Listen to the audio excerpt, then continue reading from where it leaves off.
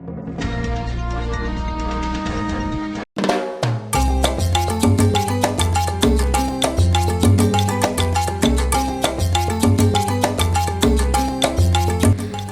Imam Darto mendadak jadi sorotan usai disemprot oleh YouTuber Aaron Asyad.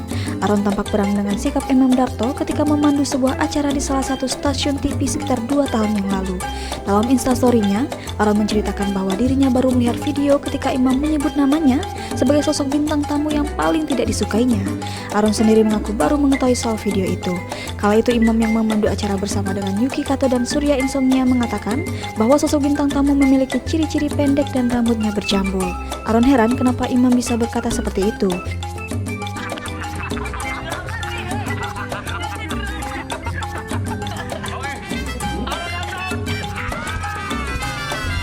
Dia pun menduga jika perkataan Imam itu berkaitan dengan masalah budget. Dia kemudian mengungkap jika budget darinya dibanding-bandingkan dengan Tria Lestari yang terdiri dari almarhum Glenn Fredly, Sandy Sandoro, dan Tompi. Aaron sampai bertanya di mana sisi sikap atau perkataannya yang terkesan nyolot. Dia kemudian mengatakan meski tingkah atau image-nya gampang disalahkan, namun ketika dia bertemu dengan orang terlebih soal pekerjaan dia tak pernah nyolot atau ngeselin.